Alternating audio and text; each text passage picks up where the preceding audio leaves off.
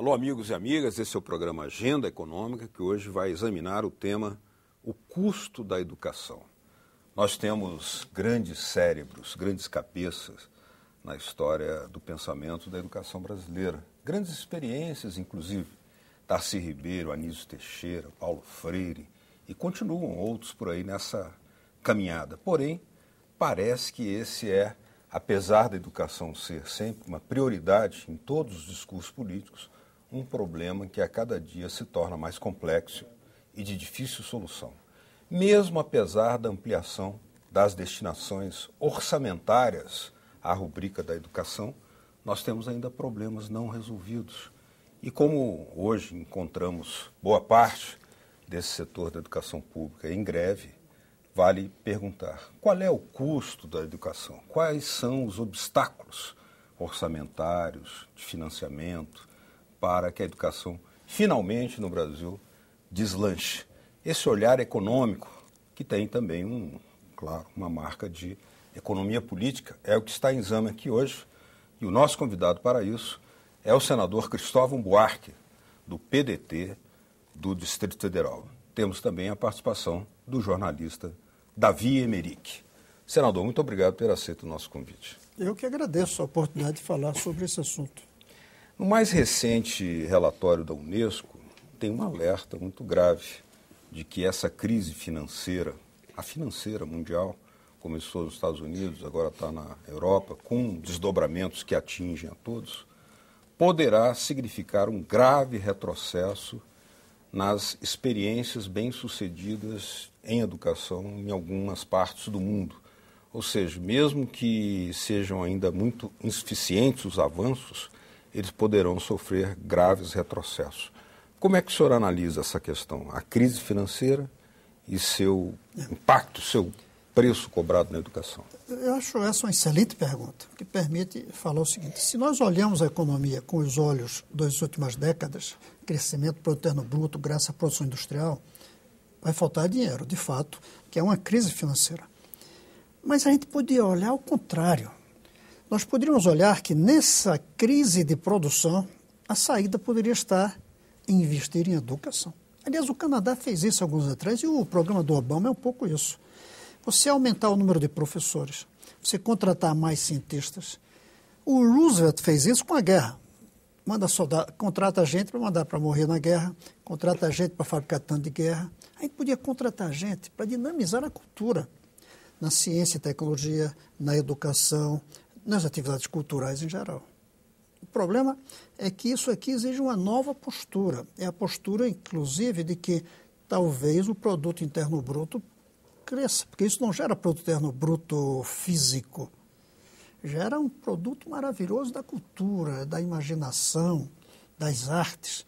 Então, alguém teria que sacrificar. Talvez tenha que sacrificar a produção de automóveis. Para que tantos? A gente pode investir em transporte público, que não aumenta o PIB muito. Porque um ônibus aumenta muito menos o PIB do que 60 carros. A gente tem, mais uma vez, nessa crise europeia, a possibilidade de um retrocesso, como a Unesco alerta e é bom, ou a oportunidade de um novo modelo de casamento daqueles fatores que constituem a civilização de hoje, que é democracia política, inovação técnica, crescimento econômico e bem-estar social.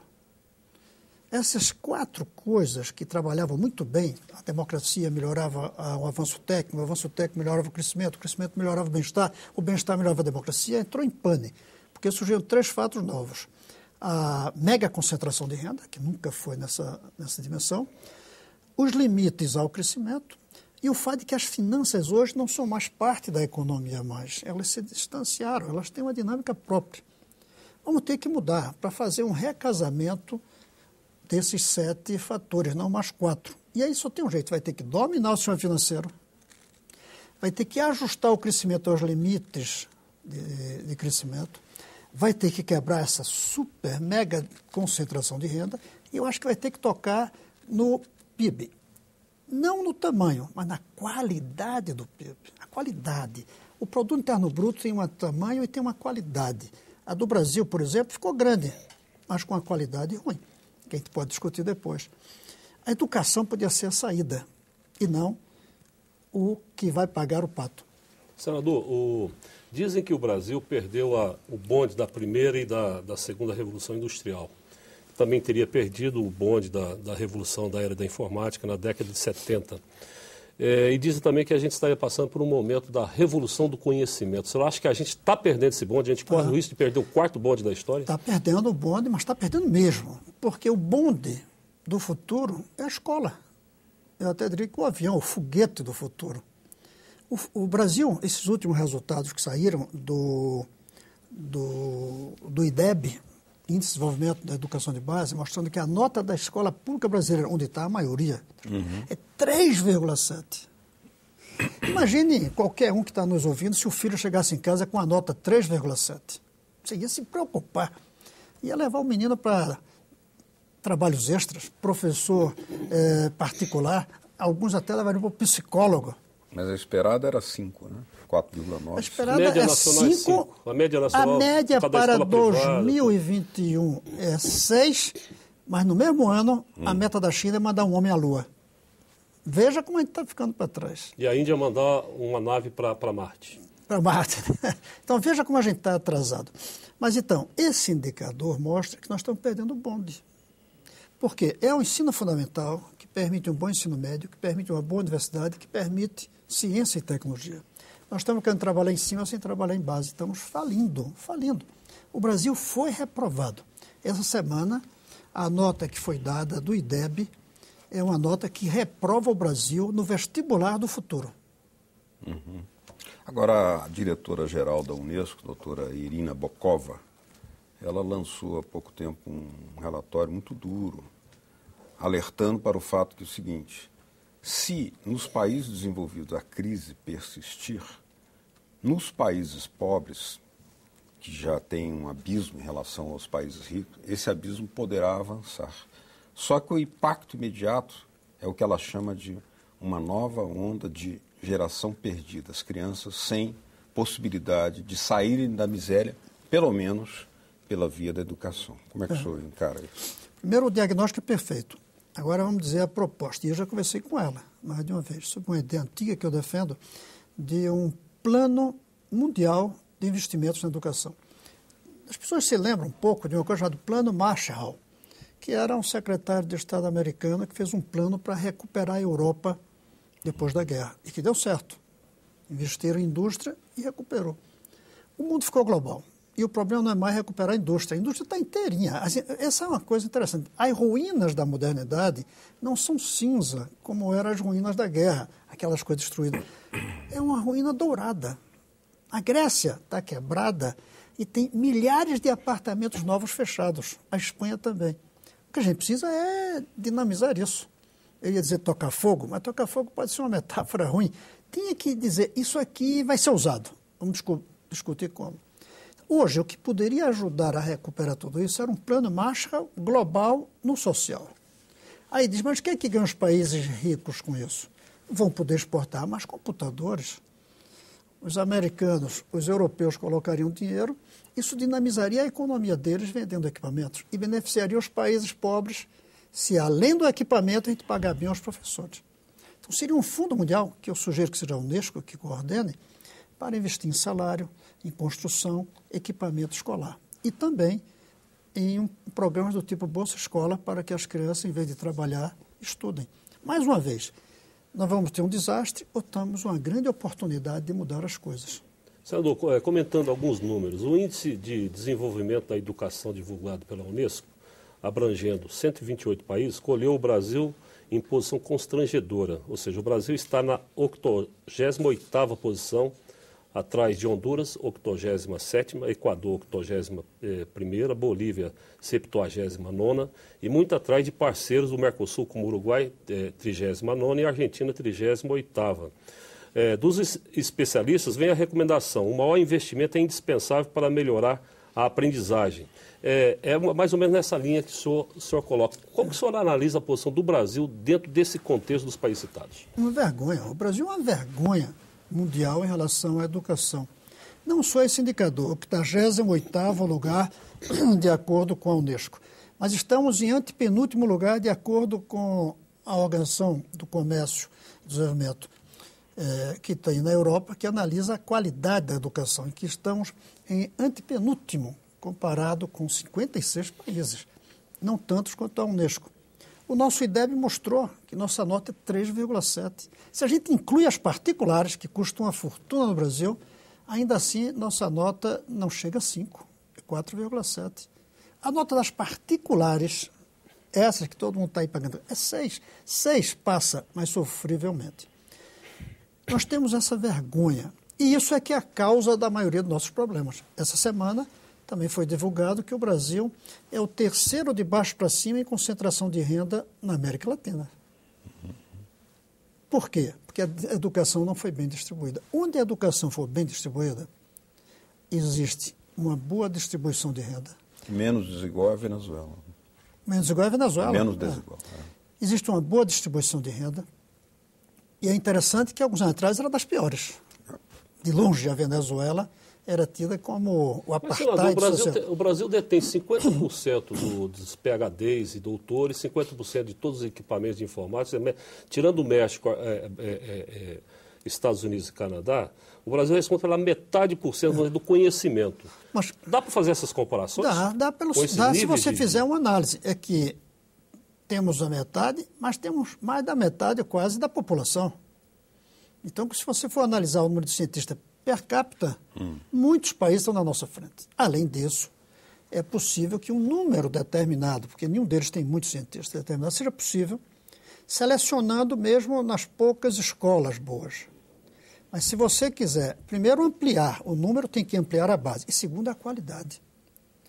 Se você escolhe um grupo de gênios entre um certo número de pessoas, tem um tamanho. Se você aumenta o número e cria uma peneira para tirar os melhores, aumenta muito mais. Por que no Brasil nós temos tantos craques? Porque todo mundo joga futebol. Se só os ricos jogassem futebol, como só os ricos vão a escolas boas, salvo exceções, nós teríamos os melhores cientistas do mundo, como temos os melhores jogadores. Agora, por que a gente tem bons craques? Porque a bola é redonda para todos. Todos começam a jogar os 4 e só saem de jogar quando querem, quando viram perna de pau. Tem chance até a idade que for. Educação. A bola é quadrada para uns, que tem dinheiro, e redonda para os outros, que é a maioria, fica de fora. Além disso, alguns entram aos 2 anos. Aliás, quando nasce já tem coisas instigando a criatividade, quebra-cabeça e tudo isso. Outros entram aos 7. Tem uns que entram aos 7 e saem aos 13. Outros ficam até aos 25. Isso vale para medalha nas Olimpíadas, porque a escola é onde funciona a peneira também dos grandes atletas. Aí não basta a escola. Depois de descobrir os bons que ficam ali na peneira, feitos diamantes... Aí vem o mercado. Mas antes do mercado viria um apoio. Países como Cuba, que sempre teve êxito, não é o mercado, é o apoio que o Estado dá. O mercado pode até ajudar em alguns casos. Então, falta a gente ter algo que ponha todos os brasileiros no mundo intelectual, desde pequenos, para ver quais são os muito bons, como a gente faz com o futebol. E, aliás, quer dizer uma coisa, até os anos 30, eu acho, ou 20 e pouco, os pobres e negros eram proibidos de jogar futebol nos grandes estádios. A exceção do Vasco da Gama. Imagine se essa regra tivesse continuado. Imagine se continuasse até os anos 60, 70, a ideia de que pobres e negros não tinham direito a entrar nos clubes onde jogava-se futebol. Não podia entrar no Teatro Municipal. É verdade. Nós teríamos perdido nossos maiores craques, porque em geral são negros e de origem pobre. Senador, essa face difícil, constrangedora da educação brasileira, ela não pode negar algumas ampliações, o senhor falou a palavra ampliação em muitos momentos, ocorridas na última etapa. Por exemplo, de 83 para cá, começaram a ser ampliadas as verbas, começaram a ser ampliadas, destinadas à educação. Passou uma emenda constitucional, elevou para 13% o volume de recursos da União e dos municípios e estados, 25%. Isso é 83. E depois a Constituição elevou mais ainda. Passou para 18% da União e 25% estados e municípios. Apesar disso, nós ainda temos dificuldade para alcançar 10% do PIB destinados à educação. Veja bem, imagine se não tivesse acontecido tudo isso. Primeiro ponto. Segundo, não há dúvida que a gente tem melhorado, só que em passos de tartaruga. E as exigências de educação são em passos de lebre. Então, nós estamos melhorando e ficando para trás. Por exemplo, nós estamos melhorando em matrícula. Hoje, no ensino fundamental, quase 97% estão matriculados. 30 anos atrás, devia ser 80%. Me lembro quando eu formulei a ideia da Bolsa Escola, era 80%, mais ou menos, nos anos 80. Entrar na escola. Só que entraram na escola, mas não frequentam, mas não permanecem até o fim do ensino médio. Alguns permanecem, mas não aprendem, terminam o ensino médio sem saber. 38% dos meninos e meninas na universidade não sabem escrever. Ou seja, sabem dizer beabá, B-O-L-A é bola, mas não sabe escrever um texto que você diga, caramba, está escrito de maneira que eu entenda. Ou ler e depois repetir para a gente o que leu. Então, faltou como gastar o dinheiro. Como é que eu proponho? E gastar mais também. O problema é interessante no Brasil. A gente precisa gastar mais, mas precisa gastar melhor. Se chover dinheiro no quintal de uma escola, na primeira chuva vira lama. Se cair dinheiro no quintal, tem que saber como fazer. A minha proposta é que o atual sistema educacional não tem como ele dar o salto. Tem que ser um novo sistema ao lado. O Brizola tentou com os CIEPs. Tem que ser um sistema novo. Eu defendo que esse sistema seja implantado por cidade, porque não dá para implantar de uma vez no Brasil. Não é porque não tem dinheiro, não. Dinheiro você tem, você consegue. Precisa 6,4% do PIB. Os 10% é quando soma em universidade, etc. O problema é que você não tem jovens capazes de ocuparem uma cadeira de professor com competência. Eu calculo que, no máximo, pagando R$9.000, nós conseguiríamos 100 mil. Hoje. Porque os bons não estão procurando magistério, não estão procurando licenciatura. Então, eu defendo uma carreira nacional do magistério, pagando R$9.000, com uma seleção muito rigorosa, inclusive para ver não só se sabe das matérias, mas se tem vocação de professor, porque você pagando bem, sabe qual é o risco? Vem até Herodes para ser professor. Vem gente que detesta menino, vai querer ser professor para ganhar um salário. Depois, construir as escolas, equipar as escolas, porque sem televisão e computador e professor que saiba usar isso, não é escola. E implantar por cidade. Brizola implantou por unidade escolar. Eu acho que foi um erro. Devia ter implantado por cidade. Se ele tivesse feito, em vez de, que saiu, 100 e tantas, tivesse feito todas, em 30 cidades, todas CIEPs, ninguém parava mais. No próximo bloco, a Agenda Econômica vai examinar aqui experiências como a da Coreia do Sul e também discutir uma frase polêmica do ministro da Fazenda, Guido Mantega, de que o Brasil quebraria se elevasse a 10% a destinação dos recursos do PIB para a educação. Continue com a gente.